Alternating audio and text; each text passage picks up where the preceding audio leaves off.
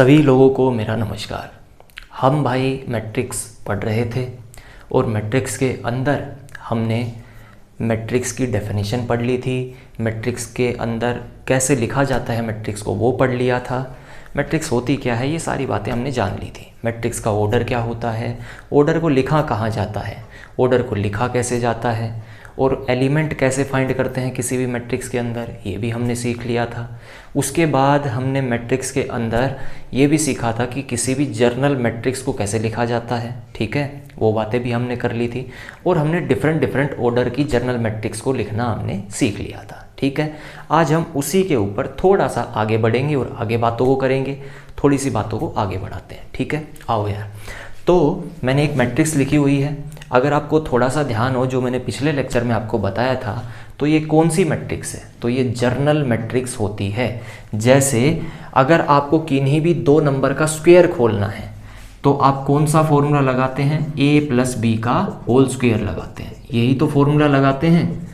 तो ये क्या हो गया, ये जर्नल फॉर्मूला हो गया किसी भी दो नंबर के स्क्वायर को खोलने का। ऐसे ही मैट्रिक्स, अगर आपको कोई भी मैट्रिक्स बनानी है तो आप इस मैट्रिक्स का यूज़ करेंगे, ठीक है। जर्नल का मतलब ये होता है, ये बातें मैं आपको बता चुका था, ठीक है। फिलहाल हम आगे बढ़ते हैं।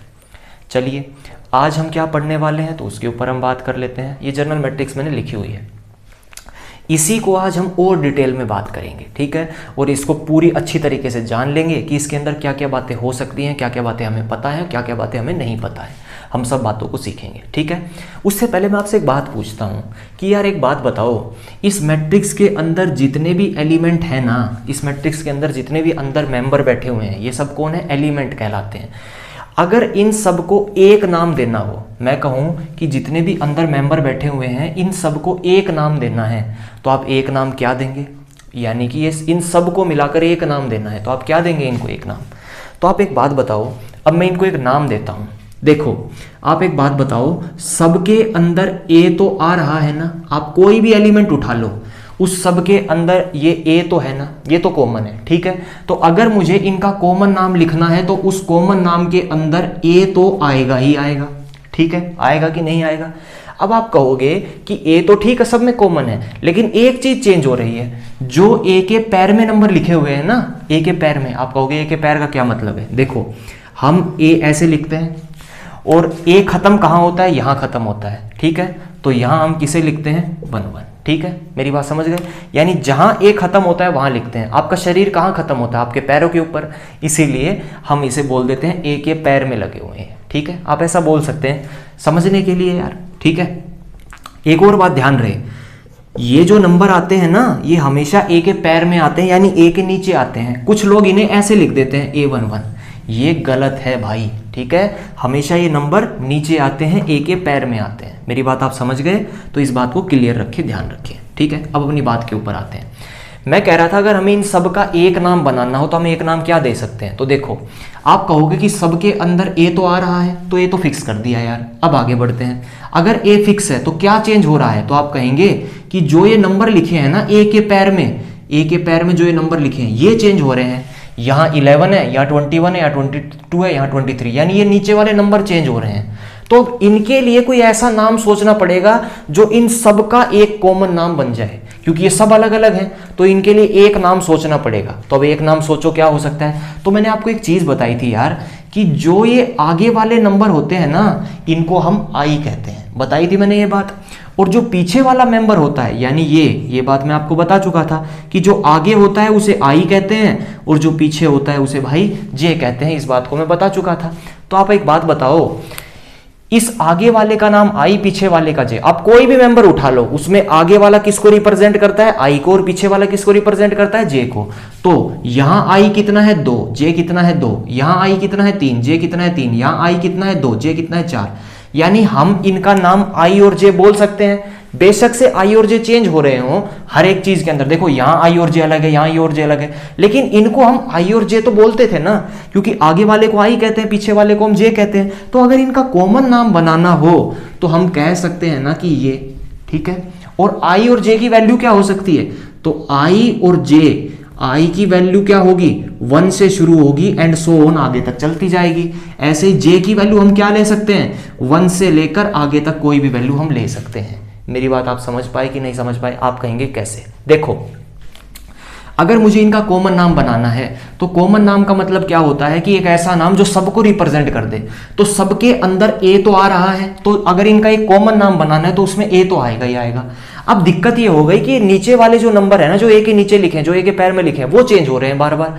तो अगर वो चेंज हो रहे हैं तो उनको भी कुछ नाम देना पड़ेगा। और ये पिछले लेक्चर में मैंने आपको पढ़ाया था कि जब हम कोई भी एलिमेंट लिखते हैं तो उसमें आगे वाले को हम आई कहते हैं और पीछे वाले को हम जे कहते हैं।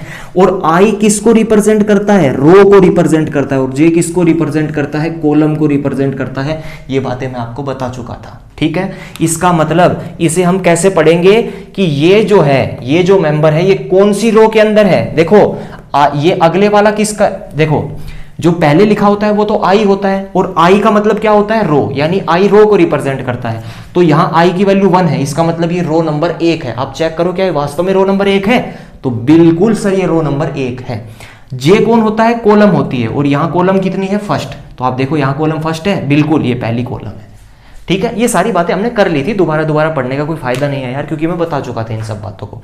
हम तो कॉमन नाम के ऊपर बात कर रहे हैं। चूंकि हम अगले वाले को आई कहते थे, पीछे वाले को जे कहते थे, और चाहे आप कोई भी एलिमेंट लिख लें, अगर मैं कहता हूं A54 तब भी हम इसे आई कहेंगे, इसे जे कहेंगे। अगर मैं लिखूं A69 तब भी हम इसे आई कहेंगे, इसे जे कहेंगे। यानी कि अगर इनका कॉमन नाम बनाना हो तो वो कौन हो जाएगा, AIJ। समझ गए मेरी बात? और आई और जे की वैल्यू क्या हो सकती है, तो देखो आप कहोगे कि आई की वैल्यू 1 हो सकती है, यहां भी 1 है, आई की वैल्यू यहां 2 है, यहां भी 2 है, यहां भी 2 एंड सो ऑन 3। यानी आई की वैल्यू शुरू कहां से होती है, 1 से, और उसके बाद आगे कहीं तक भी जा सकती है। इसलिए मैंने क्या लिखा, आई की वैल्यू 1 2 3 एंड सो ऑन कहीं तक भी हो सकती है। ऐसे जे की वैल्यू देखो, जे कौन होता है, पीछे वाला, 1 से शुरू हुई है, फिर उसके बाद में यहाँ 2 आ गया, यहाँ 3 आ गया, यहाँ 4 आ गया, 5 आ गया एंड सो ऑन। ऐसे ही जे की वैल्यू होती है। तो क्लियर हो गई ये बात? तो हमने एक बात तो फिनिश कर ली कि अगर मुझे इन सब का एक नाम देना हो तो वो कौन होगा, AIJ। AIJ एक ऐसी संख्या हो गई, ऐसा एलिमेंट हो गया जो इन सब को रिप्रेजेंट कर देगा, ठीक है। जैसे नेता नहीं होता है, जैसे देखो जब आप मान लो आप किसी जिले के हो तो आप क्या करते हो, किसी एक बंदे को चुनकर भेजते हो ना पार्लियामेंट के अंदर, किसी एक बंदे को चुनते हो, ठीक है, और वो कहाँ जाता है, विधानसभा के अंदर जाता है, जो आपकी राज्य की होती है। तो जो एक बंदा जो आपने चुन के भेजा है, जो नेता आपका बना है, जो MLA आपका बना है, वो चुन के जो गया है, वो किन को रिप्रेजेंट करता है, वो आप सभी लोगों को रिप्रेजेंट करता है जिस जिले के आप हो। यानी कि मान लो आप किसी भी जिले के हो, फॉर एग्जांपल आपके जिले का नाम है A, ठीक है, आप ए जिले के हो, और आपके जिले का एक MLA बनता है, वो MLA का नाम है B, ठीक है। तो जो ये B MLA बना है, ये आपने किस लिए बनाया है, ये आपने इसलिए बनाया है ताकि ये इन सब, आप सब लोगों की बात रख सके। तो ये MLA किन को रिप्रेजेंट करता है, आप सब लोगों को रिप्रेजेंट करता है, आप सब की बात ही आगे रखेगा। ऐसे ही समझने के लिए हम समझ सकते हैं कि इन सब का अगर एक कॉमन नाम देना है तो वो कौन होगा, AIJ होगा, ठीक है। समझ गए मेरी बात? और आई और जे की वैल्यू क्या होती है, 1 2 से शुरू होती है, 1 से शुरू होती है एंड सो ऑन आगे तक जाती है, ठीक है। बात समझ गए आप? कहां तक जाएगी, आई की वैल्यू M तक जाएगी क्योंकि लास्ट M है, और जे की वैल्यू कहां तक जाएगी, लास्ट N तक जाएगी, ठीक है। क्लियर हो गई ये बात भाई? तो इन बातों के बारे में हमने डिस्कस कर लिया, सारी बातें हम समझ गए हैं। अब इसी के अंदर कुछ और बातें मैं करता हूं, ठीक है। बढ़े आगे। अरे यार कपड़ा कहां रख दिया भाई, कपड़ा कहाँ गया यार, कपड़ा ये पड़ा। देखो भाई अब हम थोड़ा सा आगे बढ़ते हैं, आओ यार थोड़ा सा आगे चलते हैं। तो एक बात तो मैं आपको समझा चुका हूं कि एलिमेंट को किससे रिप्रेजेंट करेंगे। अगली बात पे हम बात करते हैं। देखो अगली बात क्या है, अगली बात ये है, इसी के अंदर एक और डिस्कस करते हैं छोटी सी बात के ऊपर। आप एक बात बताना, शायद आपने गौर किया हो तो उसके ऊपर हम बात करते हैं। आप एक बात देखो, अगर मैं इस मैट्रिक्स के बीचों बीच वाले हिस्सों को देखूं तो आपने खास बात नोटिस करी, खास बात देखना, यहां चूंकि हम आगे वाले को आई कहते हैं और पीछे वाले को जे कहते हैं, तो मैं इनको आई और जे ही बोलूंगा। यहां आई की वैल्यू कितनी है 1 और जे की वैल्यू भी कितनी है 1, इसका मतलब आई और जे दोनों बराबर है। यहां आई की वैल्यू कितनी है 2 और जे की वैल्यू कितनी है 2, यानी आई और जे यहां भी बराबर है। यहां आई की वैल्यू 3 है, जे की वैल्यू 3 है, तो यहां भी आई और जे आपस में बराबर है। यहां आई की वैल्यू 4 है, जे की वैल्यू 4 है, यहां भी बराबर है। ऐसे आगे कौन आएगा, A55, A66 and so on आगे चलते जाएंगे ऐसे ही। तो वहां भी क्या होगा, आई और जे बराबर होगा। तो आपने एक चीज देखी, ये बीच वाली एक ऐसी लाइन है जहां आई और जे बराबर आ रहे हैं, जहां आई और जे बराबर आ रहे हैं। कौन सी लाइन के अंदर, मैं इसे मार्क कर देता हूं, इस वाली लाइन के अंदर, इस वाली लाइन के अंदर आई और जे क्या आ रहे हैं भाई, बराबर आ रहे हैं। आई और जे क्या आ रहे हैं, बराबर आ रहे हैं इस वाली लाइन के अंदर। ठीक है सर, अब सुने आप ध्यान से बात। तो इसके अंदर क्या खासियत देखी हमने, इसके अंदर हमने एक खासियत नोटिस करी कि यहां पर आई जो है ना वो जे के इक्वल है। आई जो है वो किसके इक्वल है, जे के इक्वल है। तो आप कहेंगे कि फिर इसका क्या फायदा हुआ, तो भाई इसका एक नाम होता है, जहां भी आई और जे आपस में इक्वल होते हैं ना उसे हम प्रिंसिपल डायगोनल बोलते हैं। क्या कहेंगे उसे, प्रिंसिपल डायगोनल कहेंगे। तो आज से इस वाली को आप क्या कहेंगे, इस वाली लाइन को प्रिंसिपल डायगोनल बोलेंगे। मेरी बात समझ गए, प्रिंसिपल डायगोनल किसे बोलेंगे, जहां आई और जे आपस में इक्वल होते हैं, जहां आई की भी पोजीशन वही हो और जे की भी पोजीशन वही हो।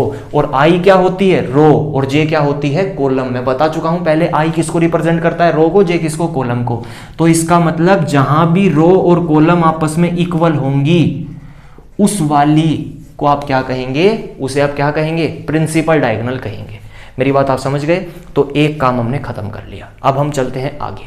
अब आप एक बात देखें, इसके जस्ट ऊपर की तरफ जाएं, इसके जस्ट ऊपर की तरफ जाएं तो आप एक बात देखेंगे, आगे वाले को आई कहते हैं, पीछे वाले को जे कहते हैं। तो यहां आई की वैल्यू 1 है, जे की वैल्यू 2 है। तो यहां जे बड़ा है आई से। देखो आप खुद देखो, जे की वैल्यू 2 है, आई की वैल्यू 1 है, तो कौन बड़ा हुआ, जे बड़ा हुआ ना। यहां आई 1 है, जे 3 है, तो यहां भी जे बड़ा है। यहां देखो जे 3 है, आई 2 है, यहां भी जे बड़ा है। यहां देखो जे 4 है, आई 3 है, तो यहां भी जे बड़ा है। इसका मतलब इस प्रिंसिपल डायगोनल से जस्ट ऊपर जितने भी नंबर हैं, जितने भी एलिमेंट हैं, उन सब में क्या खासियत देखने को मिल रही है, आई छोटा है और जे बड़ा है। आई छोटा है और जे बड़ा है।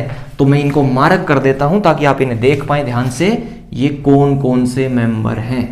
तो ये सारे आएंगे इसके अंदर, ये सारे, ये वाले सारे, ये सारे आ जाएंगे इसके अंदर। ठीक है, मेरी बात समझ गए।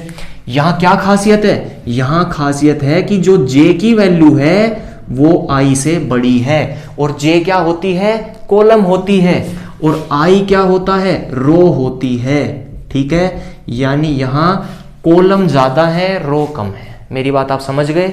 तो इसे हम क्या कहेंगे, इसका भी कुछ नाम होगा।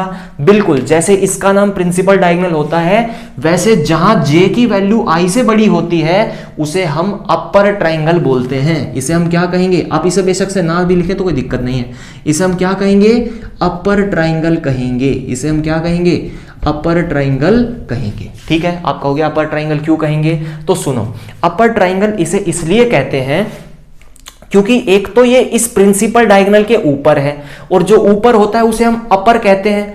और चूंकि इसकी शेप जो है वो ट्रायंगल के जैसी है, आप खुद देखें इसकी शेप कैसी है, ट्रायंगल की, तो इसलिए इसके नाम में कौन लग गया, ट्रायंगल भी लग गया। तो इसका पूरा नाम क्या हो गया, अपर ट्रायंगल, इसका कंप्लीट नाम हो गया। ठीक है, अब हम बढ़ते हैं आगे।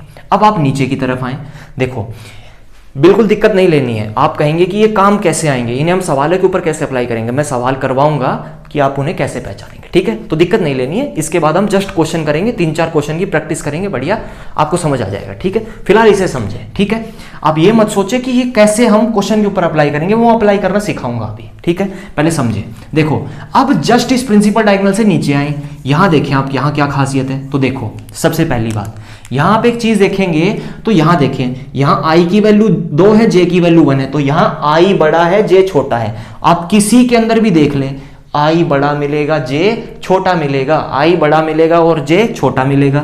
तो इनको मैं मार्क कर देता हूं, ये कौन कौन से हैं, तो ये हैं ये वाले सारे, ये सारे हैं। ठीक है, इन सबको हम मार्क कर देते हैं,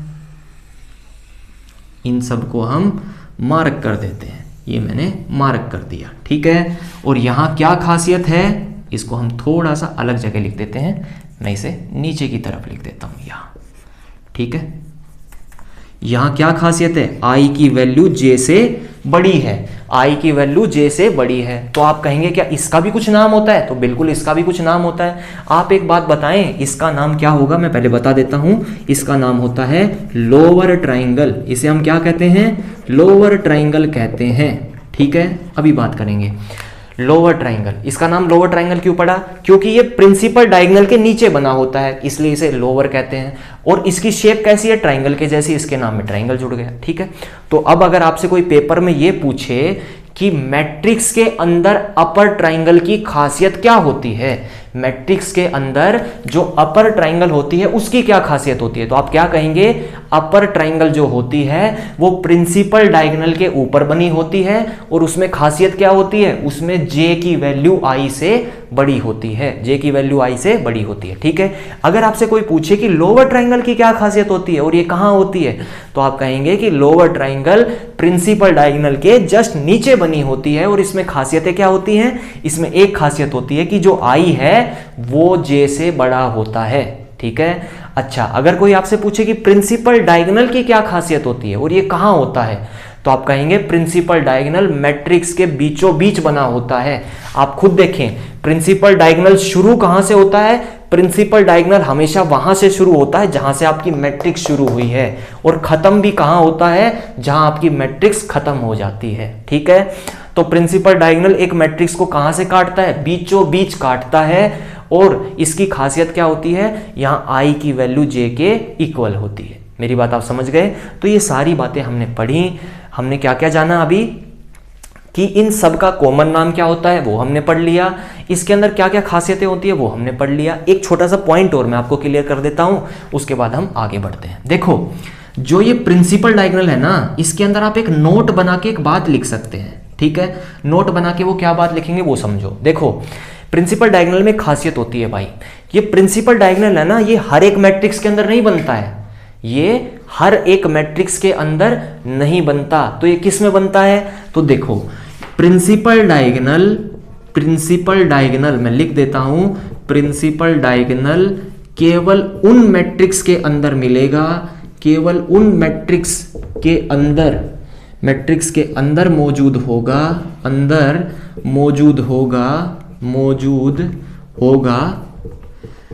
जिस मैट्रिक्स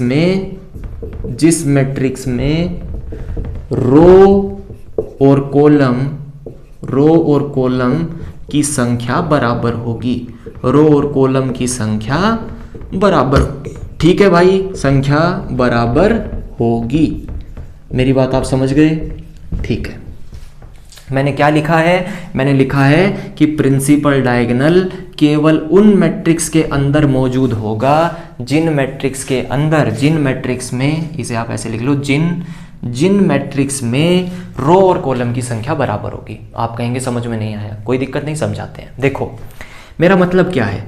देखो, जिन मैट्रिक्स की संख्या, यानी अब इसका मतलब क्या है? देखो, आपको एक बात पता है कि हम ऑर्डर हमेशा नीचे लिखते हैं ना, तो ये किस मैट्रिक्स के अंदर प्रिंसिपल डायगोनल मिलेगा? जिसका ऑर्डर 1 क्रॉस 1 हो, या जिस मैट्रिक्स का ऑर्डर 2 क्रॉस 2 हो, या जिस मैट्रिक्स का ऑर्डर 3 क्रॉस 3 हो, या जिस मैट्रिक्स का ऑर्डर 4 क्रॉस 4 हो, या जिस मैट्रिक्स का ऑर्डर 5 क्रॉस 5 हो, एंड सो ऑन। आगे भी ऐसे ही चलते जाएंगे। आप कहेंगे इनका मतलब क्या है, तो समझाता हूं। मैंने आपको पहले ही बताया था कि जो हम ऑर्डर लिखते हैं उसके अंदर जो अगले वाला नंबर होता है वो रो को रिप्रेजेंट करता है और पीछे वाला कॉलम को रिप्रेजेंट करता है। तो इस मैट्रिक्स में कितनी रो होंगी? एक रो और एक कॉलम। तो दोनों की संख्या बराबर हो गई कि नहीं हो गई भाई? मैंने यही तो लिखा है कि रो और कॉलम की संख्या बराबर। तो यहाँ रो और कॉलम की संख्या बराबर है।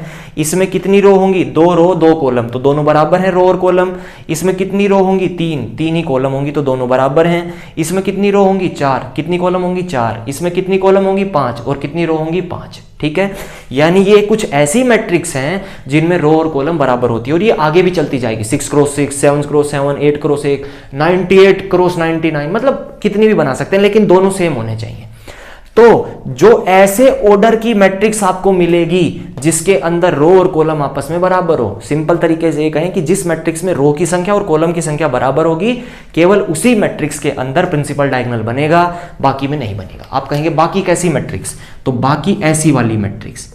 देखो, अगर किसी मैट्रिक्स का ऑर्डर है 1 क्रॉस 2, किसी मैट्रिक्स का ऑर्डर है 2 क्रॉस 3, ऐसे वाली मैट्रिक्स, आप इसमें बताएं इसमें कितनी रो है, 1, कितनी कॉलम है, 2, क्या दोनों बराबर है, नहीं, तो इस मैट्रिक्स के अंदर प्रिंसिपल डायगोनल नहीं बनेगा, प्रिंसिपल डायगोनल नहीं बनेगा।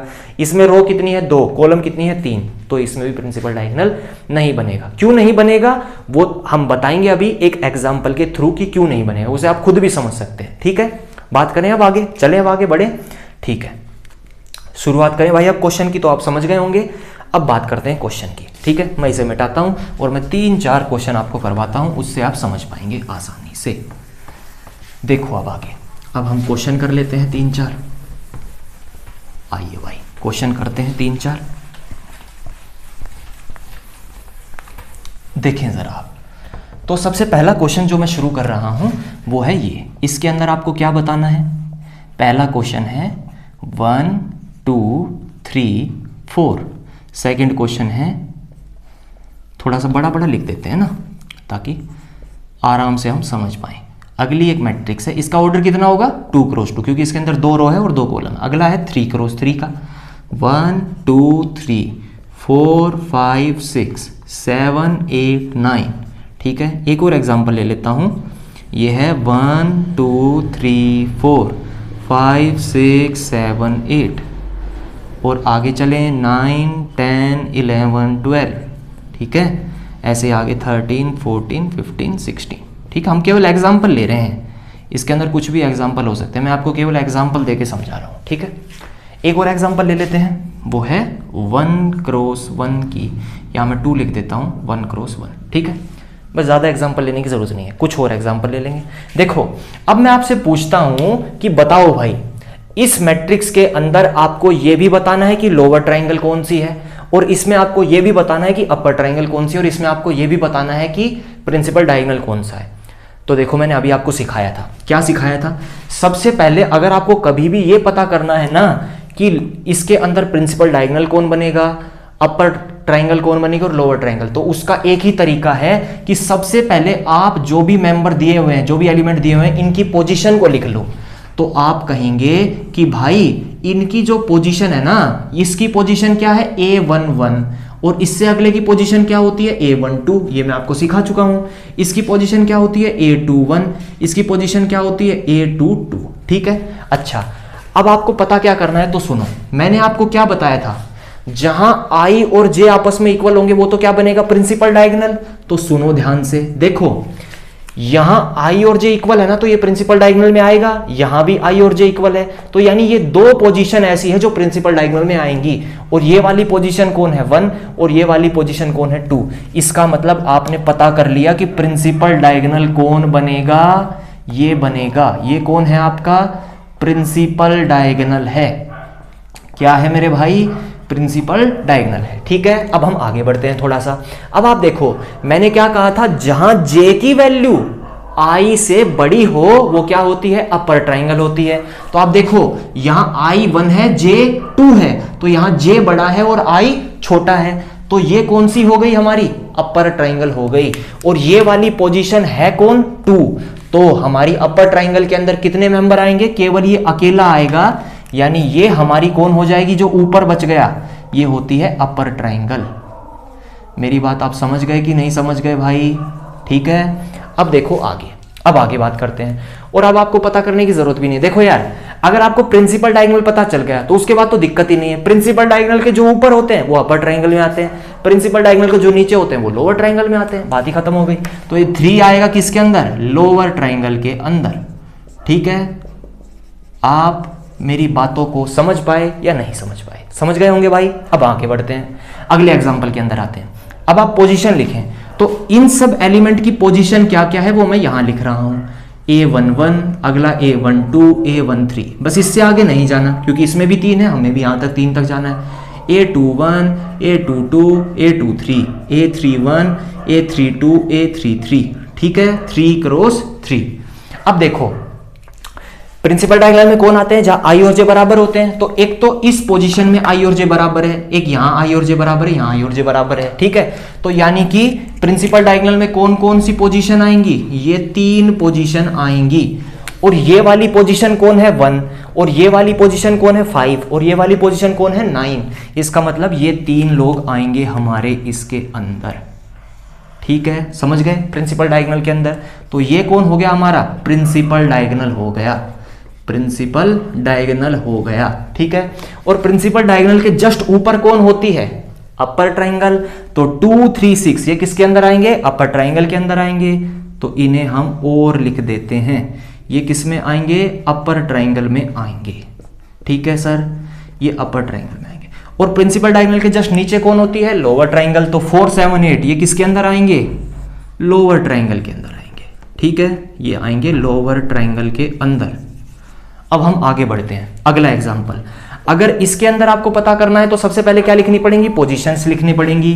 तो पोजीशन लिखो, अब आप पोजीशन लिखते हैं तो A11 A12 A13 A21 A22 A23 A31 A32 A33 और ये है 4 क्रॉस 4 की है ना, तो इसमें एक और भी तो आएगी A14 A24 A34 और ये 4 क्रॉस 4 का मैट्रिक्स है। इसमें थोड़ा सा आगे बढ़ा लेते हैं A41 A42 A43 A44। तो देखो हमारा प्रिंसिपल डायगोनल कौन बनेगा, इसका मतलब इसकी पोजीशन कौन है A11, इसकी कौन है A12, ये सारी बातें मैं बता चुका हूँ। ठीक है, मैंने केवल इनकी पोजीशन लिखी है कि ये कहाँ बैठे हुए हैं।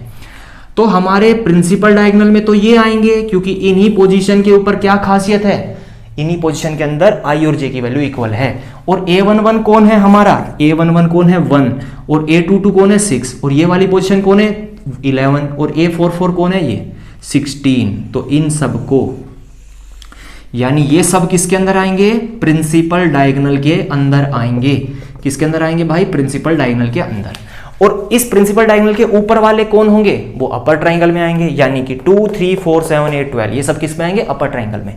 इसके नीचे कौन है 5 9 13 11 सॉरी 10 14 15 5 9 13 10 14 15 ये किस में आएंगे लोअर ट्राइंगल के अंदर आएंगे। मेरी बात आप समझ गए। ठीक है भाई, लिखने की जरूरत तो नहीं है ना, क्योंकि जगह भी नहीं है यार लिखेंगे कहाँ। ठीक है, समझ गए भाई। तो ये सारी बातें हमने कर ली है। ठीक, अब आगे बढ़ते हैं।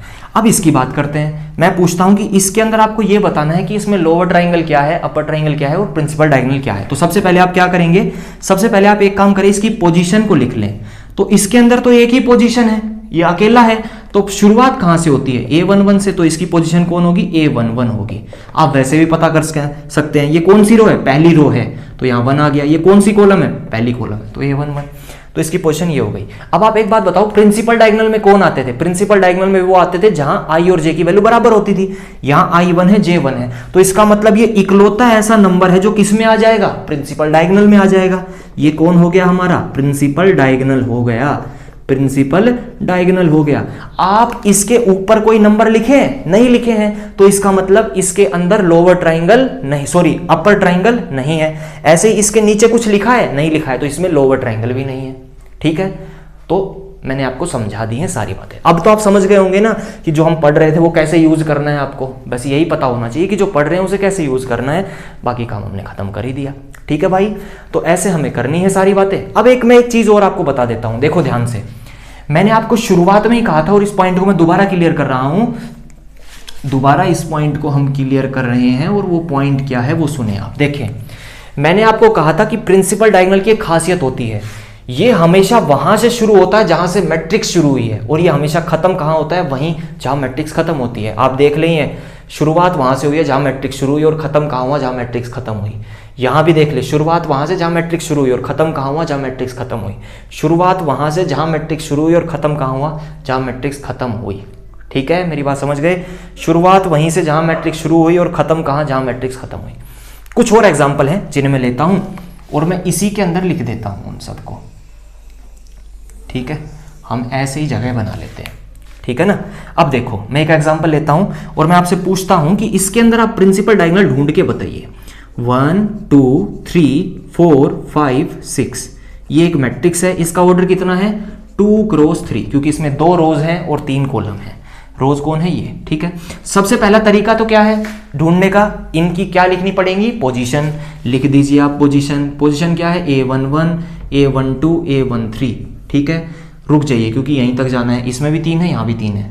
A21, A22, A23, ठीक है, समझ गए। अब आप सुने, प्रिंसिपल डायगोनल क्या होता था? प्रिंसिपल डायगोनल होता था कि जहां I और J बराबर हो, तो I और J एक तो यहां बराबर है, एक यहां बराबर है। इसका मतलब जो हमारा प्रिंसिपल डायगोनल बनेगा वो शुरू यहां से होगा और खत्म यहां हो जाएगा। शुरू कहां से होगा? यहां से, और खत्म हो जाएगा यहां पर। इसका मतलब कौन कौन आएंगे प्रिंसिपल डायगोनल के अंदर? ये दोनों आएंगे। लेकिन यहां ये प्रिंसिपल डायगोनल बनेगा? नहीं बनेगा, क्योंकि मैंने आपको बताया कि प्रिंसिपल डायगोनल शुरू कहां से होता है? जहां मैट्रिक्स शुरू होती है। तो शुरू तो ये वहीं से हुआ है जहां मैट्रिक्स शुरू हुई है, लेकिन क्या ये खत्म वहां हुआ है जहां मैट्रिक्स खत्म हो रही है? नहीं, मैट्रिक्स खत्म हो रही है 6 के ऊपर, तो ये कहां खत्म होना चाहिए था? 6 के ऊपर। लेकिन 6 को तो हम प्रिंसिपल डायगोनल में ले ही नहीं सकते, क्योंकि 6 की पोजीशन A23 है और यहां I और J आपस में इक्वल नहीं है। प्रिंसिपल डायगोनल में तो वो आते हैं जहां I और J इक्वल होते हैं, तो ये तो आएगा नहीं। तो इसीलिए मैं आपको कह रहा था, और मैंने आपको सिद्ध करके भी बता दिया कि जो भी ऐसी मैट्रिक्स होती है, जो भी ऐसी मैट्रिक्स होती है जहां रोज और कॉलम की संख्या इक्वल नहीं होती, वहां प्रिंसिपल डायगोनल नहीं बनता। देखो, इसमें रोज और कॉलम की संख्या बराबर थी, 2 रोज थी 2 कॉलम, तो इस मैट्रिक्स में प्रिंसिपल डायगोनल दिखा। यहां रोज की संख्या 3 थी, कॉलम की संख्या 3 थी, तो यहां भी प्रिंसिपल डायगोनल मौजूद था। यहां रो की संख्या 4, कॉलम की संख्या 4, तो यहां भी प्रिंसिपल डायगोनल मौजूद था। यहां रोज और कॉलम की संख्या बराबर 1 1, तो यहां भी प्रिंसिपल डायगोनल मौजूद था। लेकिन जैसे ही हमने रोज और कॉलम की संख्या अलग अलग करी, रोज 2 ली और कॉलम 3 ली, तो प्रिंसिपल डायगोनल दिखा ही नहीं, बनता ही नहीं है। भाई मेरी बात समझ गए? आप कहोगे एक एग्जांपल और दो। एक और एग्जांपल देखो यार, हम एक और एग्जांपल लेते हैं। 1 2 3 4 0 5, मैंने ये एग्जांपल लिया। इसका ऑर्डर कितना है? आप कहोगे कि 3 क्रॉस 2 ऑर्डर है इसका, ठीक है, क्योंकि 3 रो है 2 कॉलम है। तो आपको तरीका क्या है? तरीका ये है कि आपको क्या लिखने पड़ेंगी? सबसे पहले हर एलिमेंट की पोजीशन लिखनी पड़ेगी। पोजीशन लिखो A11 A12, इससे आगे नहीं जाना क्योंकि 2 तक ही जाना है। इसमें भी कितने हैं? यहां शुरू होगी A21, यहां A22, आगे बढ़ेंगे तो A31 A32, ठीक है। इसका ऑर्डर कितना है? 3 क्रॉस 3। अब मैं आपसे पूछता हूं कि बताओ भाई, प्रिंसिपल डायगोनल में कौन कौन आएगा? तो आप कहेंगे कि प्रिंसिपल डायगोनल में वो आते हैं जहां रोज और कॉलम बराबर होती है। तो एक तो A11 आएगा, एक A12 आएगा, यानी ये दोनों चीजें आएंगी, ठीक है। और A11 कौन है? यहाँ पर 1 है। A22 कौन है? यहाँ पर 4, यानी ये दोनों आएंगे प्रिंसिपल डायगोनल के अंदर। लेकिन क्या ये प्रिंसिपल डायगोनल सही है? नहीं, ये प्रिंसिपल डायगोनल गलत है, क्योंकि प्रिंसिपल डायगोनल शुरू वहां से होता है जहां मैट्रिक्स शुरू होती है, और खत्म भी वहीं होता है जहां मैट्रिक्स खत्म होती है। मैट्रिक्स तो 5 पर खत्म हो रही है, लेकिन डायगोनल तो 4 पर ही खत्म हो गया, तो गलत है ये। तो मैंने दोबारा सिद्ध करके दिखाया कि भाई जिस मैट्रिक्स में रोज और कॉलम की संख्या अलग अलग हो जाती है, यानी रोज और कॉलम की संख्या बराबर नहीं होती, उस मैट्रिक्स में प्रिंसिपल डायगोनल भी नहीं बनता, अपर ट्राइंगल भी नहीं बनती और लोअर ट्राइंगल भी नहीं बनती। मेरी बात आप समझ गए? क्योंकि अपर ट्राइंगल और लोअर ट्राइंगल कहां बनती थी? प्रिंसिपल डायगोनल के ऊपर बनती थी अपर ट्राइंगल, और लोअर ट्राइंगल प्रिंसिपल डायगोनल के नीचे बनती थी। जब प्रिंसिपल डायगोनल ही नहीं है तो हम कैसे पता लगाएंगे कि कौन लोअर ट्राइंगल है और कौन अपर ट्राइंगल है? ठीक है, क्योंकि लोअर ट्राइंगल और अपर ट्राइंगल का वजूद पूरी तरह से किसके ऊपर टिका हुआ था? प्रिंसिपल डायगोनल के ऊपर। तो प्रिंसिपल डायगोनल ही गायब है यहां पर, तो लोअर ट्राइंगल और अपर ट्राइंगल कहां से आएंगी? ठीक है, तो ये सारा टॉपिक था भाई। मैं उम्मीद कर रहा हूं कि आप समझ गए होंगे, ठीक है। और ये वीडियो मैंने दूसरी बार रिकॉर्ड करी है। कल जब मैंने वीडियो रिकॉर्ड करी थी तो उसके अंदर दिक्कत आ गई थी भाई, माइक के अंदर प्रॉब्लम थी, वीडियो के अंदर आवाज़ जो थी वो मिसमैच हो रही थी। मैंने वीडियो बनाया तो देखा कि वीडियो को, तो उसके अंदर वीडियो आगे चल रही है, मैं बोल पीछे रहा हूँ, यानी कि मैं जो लिख रहा हूँ और जो मैं बोल रहा हूँ वो मैच नहीं कर रहा था, आवाज़ मिसमैच कर रही थी। तो दोबारा रिकॉर्ड करी है, दोबारा ऊर्जा लगाई है, ये बड़ी समस्या है। ठीक है भाई, प्यार बनाए रखो अपना और साथ देते रहो ऐसे ही, ठीक है। सभी भाइयों को बताओ, आगे पहुंचाओ, चैनल को शेयर करो, सब्सक्राइब करो और आगे बढ़ते रहो, ठीक है। और अंत में अपनी एक ही बात, भगवान भला करे भाई सभी का, पढ़ते रहो, खुश रहो, आबाद रहो, ठीक है। ईश्वर में विश्वास बनाए रखो, ठीक है। फिर मिलते हैं अगले लेक्चर के अंदर, ठीक है। तब तक के लिए बाय बाय।